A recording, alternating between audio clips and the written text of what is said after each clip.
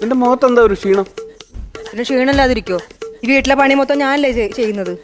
മൊത്തം പണി നീയാ ചെയ്യുന്നെ? എനിക്കൊരു കൈസായത്തിന് ഈ വീട്ടിൽ ആരെങ്കിലും ഉണ്ടോ? ഓ എന്നാ പിന്നെ അത് അവിടെ ഇട്ടാരെ. എന്തിന്? ഇനിയുള്ള പണി ഞാൻ ചെയ്തോളാം. ഇത് ഞാൻ വിരിച്ചപ്പോരെ?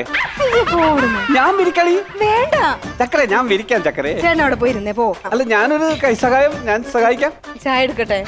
മുമ്പേ ഒരു ചായ കൊണ്ടുതരാൻ പറഞ്ഞപ്പോ നീ ഇതുവരെ തന്നില്ലല്ലോ. അപ്പൊ നമ്മള് വഴക്കല്ലായിരുന്നു. ഇപ്പഴാ വഴക്ക് മാറി. എന്നാ പോയി ഒരു ചായ എടു. പാല് കൂട്ടിയെടുക്കാം. പാല് കൂട്ടിയെടുത്തോ? നിനക്ക് വേണടാ? ഞാൻ ചായ കുടിച്ചു. സംഭവം ഏറ്റിട്ടുണ്ട് കേട്ടോ.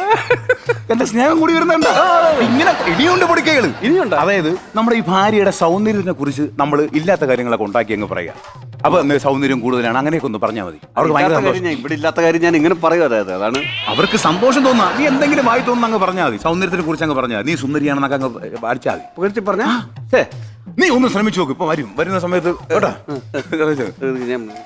ചക്കര പഞ്ചസാര വന്ന് നിനക്ക് ചായ എനിക്ക് വേണ്ട, എനിക്ക് വേണ്ട. ഞാൻ കുടിച്ച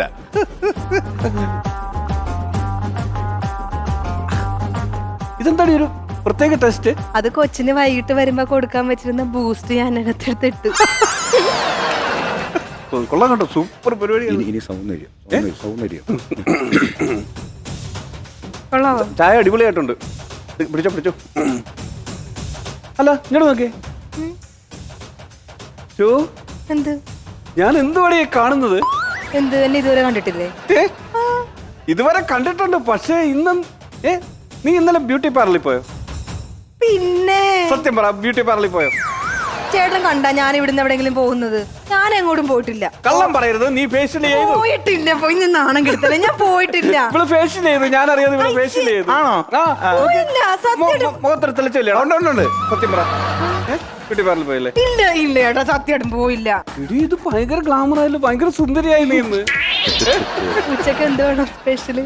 ആ ഇതൊക്കെ എന്താ സ്പെഷ്യല്? എന്ന് കിട്ടുന്ന പോലെ മുള ഉടച്ച് തന്നാ മതി. ഒന്നല്ല, പിന്നെ ആ കോഴീനെ അങ്ങ് വെട്ടട്ടെ. ഏത് കോഴിയനെ? നമ്മുടെ കോഴീനെ. എടി അത് മുട്ട കിട്ടുന്ന കോഴിയല്ലേ?